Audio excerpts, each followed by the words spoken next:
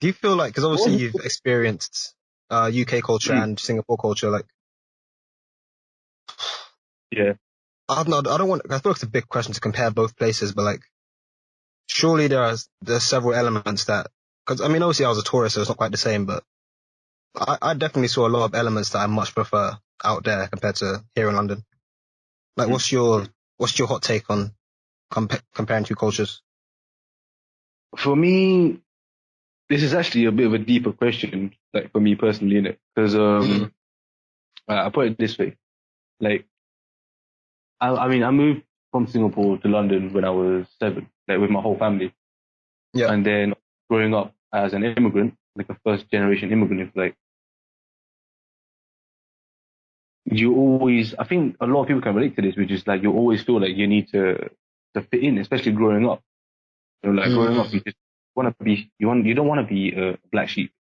You don't want to be the odd one out. You just want to fit in because Yeah. everyone's already feel like you're different. So you're just, you know what I mean? Like, so, and you never feel like you really fit in. Mm-hmm. And that follows you all the way, pretty much all the way. And obviously over time, that you get used to it, you find a group of friends, stuff like that. But even then, like, I might get some backlash for this, but I mean, this is my opinion, isn't it?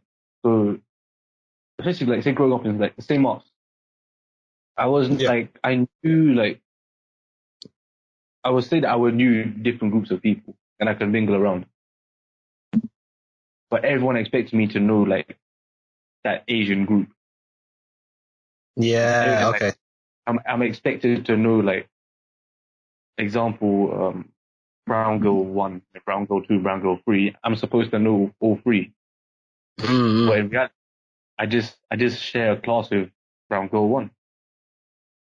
But they expect me, you know what I mean? And when I say they, I'm pretty sure you know what I mean by that. Like, it's just that majority of like, it's that stereotype, isn't it? That stereotype. Yeah. Yeah. Or like, when I play football, like, I'll play football in the cage. And I mean, countless times I've been asked, like, oh, you're playing football in the cage with us. Why don't you play outside next to the fence with the Asian guys? Yeah. And I'm like, but I want to play in the cage. Like, why can't I play in the cage? You know what I mean? Mm. So there's always that thing of fitting in because I wasn't born in this country. But you can't tell me that I don't feel like a Londoner. You know what I mean? If I'm in a pub and someone drops a glass, I'm not gonna sit there like, oh my god, what happened? I'm gonna turn around like, wait. Yeah. Yeah. You know what I mean? And it's like I don't support Asian countries. I support England. When England loses, I feel like shit. How many times have we been on the edge of our seats, like watching a match of England and we learn about the history of the country and all this kind of stuff, and everything about me was like, you know, air quotes English. You know, I Yeah. didn't speak Tamil.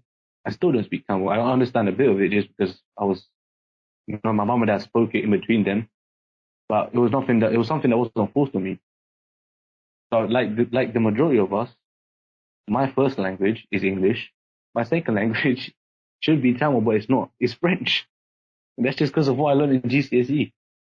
Mad.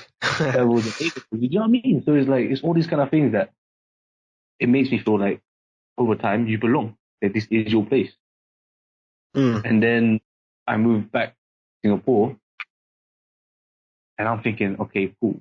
Like, I know I didn't grow up in Singapore in terms of like formative years, but what's the reception going to be? So I'm thinking, okay, now I'm going back to a place where I'm Singaporean. I hold a Singapore passport. I was born in the country, so I'm going to Yeah. belong. That was my mentality coming in. But when I came in, I wasn't even seen as a Singaporean man. I was seen as, oh, you're that London boy.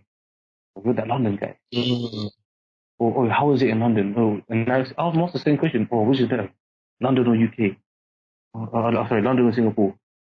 Which is better? Oh, Singapore's better, right? And I'm like, just 2 different countries, isn't it? You know the whole thing of like the grass always seems greener on the other side.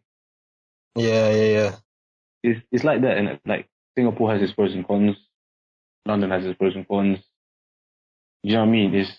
And I'm not gonna go into that right now, but yeah, that's something I've always struggled with, like that sense of belonging, and like where do I fit in.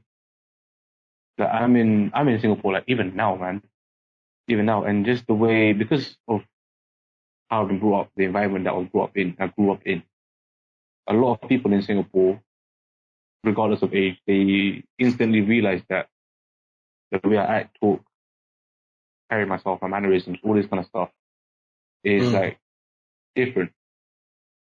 And one thing that is the word that's thrown to me a lot is a lot of people are like, oh, you're so mature and all this. And I'm like, it's not that. It's more like I was brought up in a different country, so we do things in a different way. Yeah, yeah. So a lot of people, yeah, they always say that. And even to this day, man, like a lot of jobs, I've learned to use it as like a strength because I realize that it's the same thing in it. Everyone's attracted to something that's different. So the same way, if I go for job interviews and stuff, they see that I'm Singaporean and stuff, and I've got a Singapore passport, and they see that I'm brown. I know that one of my strengths is that I can say that, look, well, I grew up in London, because I know that it makes me different. I know that it sets me apart from the rest.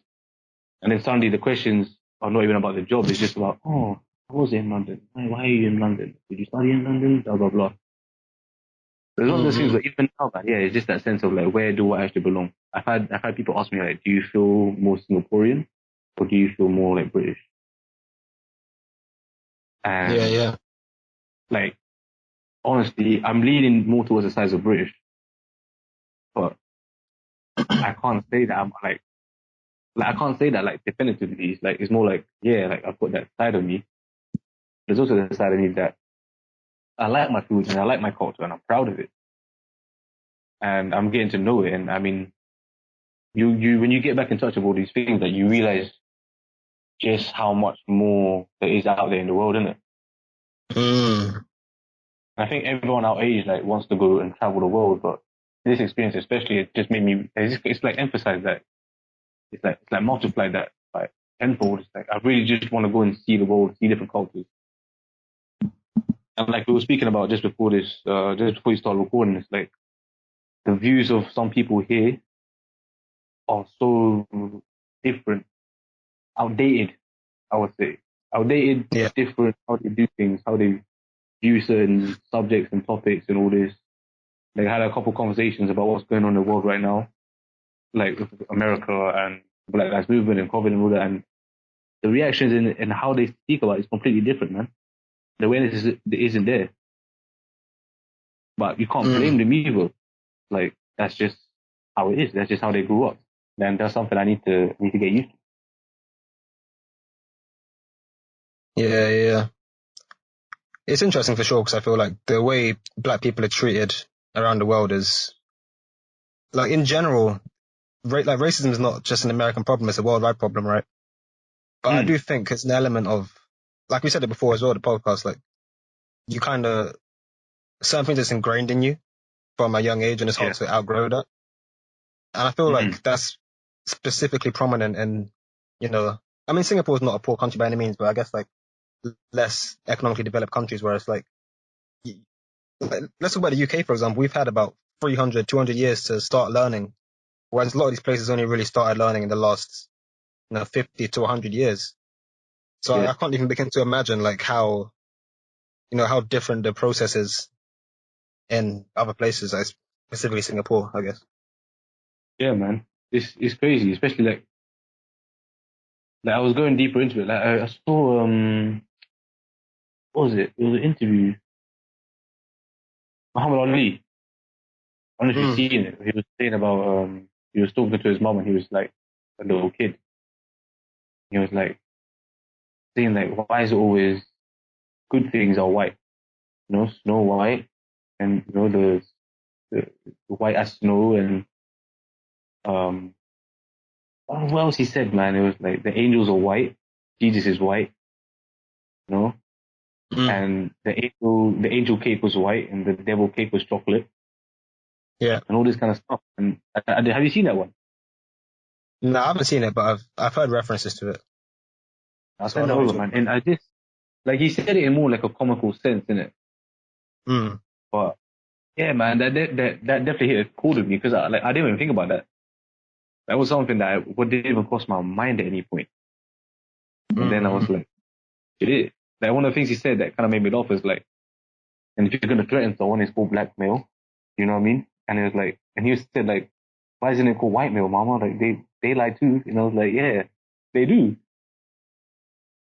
It's mad, man. It goes a lot deeper, but it's a heavy topic to deal with in one shot. Like, because unless you actually know, what the hell you're actually talking about, it can get messy very quickly. I think that's what I realized speaking to a couple, uh, let's just say interesting individuals in the last week. Yeah, yeah. My lord, they deserve a slap.